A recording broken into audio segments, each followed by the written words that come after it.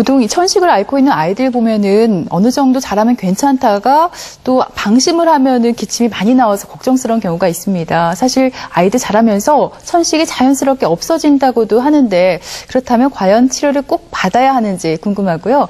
소아천식이 성인 천식으로 이어지는 경우가 많이 있습니까?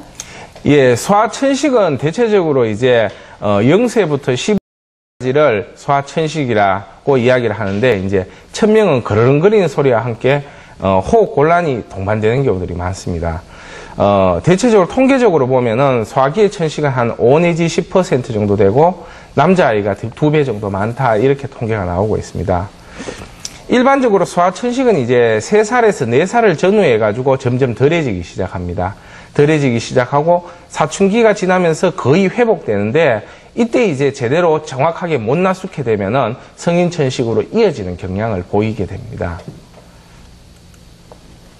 주로 이제 소아천식이 최근에 많이 증가되고 있는 경향이 있는데요.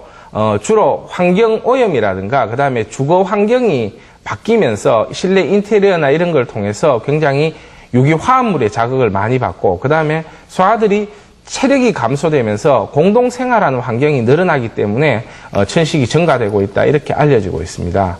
그런데 이제 소아천식은 크게 나누면 2가지 종류로 나눌 수 있습니다.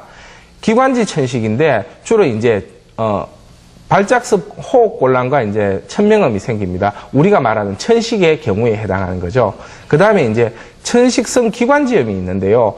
기관지염이 걸린다든가 감기에 걸렸는데 이게 심하게 호흡기를 자극함으로 인해서 천식에 가까운 증상들을 보이게 되는 경우입니다.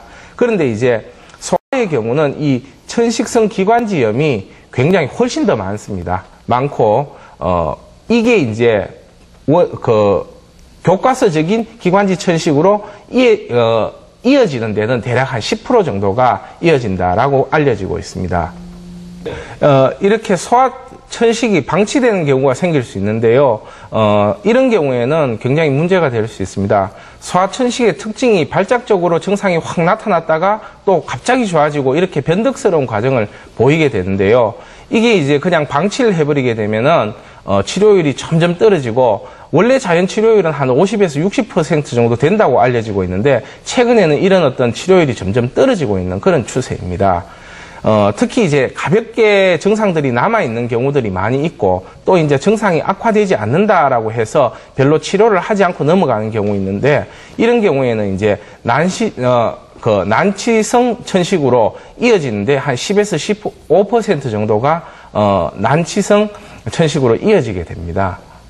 천식을 방치했을 때 문제가 되는 경우는 기관지 점막이 흉터가 생기게 되면서 점점 변형이 일어나게 됩니다. 그리고 이렇게 변형이 일어난 경우에는 회복이 되지 않고 계속 이제 천식을 악화시키는 요인으로 작용하게 되고요. 그렇기 때문에 증상이 없어졌다 하더라도 염증이 계속 진행되는지 안 되는지를 확인해서 확실히 치료됐는지를 확인해야지 이 치료는 끝난다 이렇게 생각하시면 됩니다. 특히 이제 소아천식의 경우 초기에는 굉장히 적극적으로 치료하시는 경향이 있는데 발작의 수가 줄어들m에 따라 가지고 괜찮아졌구나 하고 방치하는 경우가 많기 때문에 생길 수가 있는 겁니다.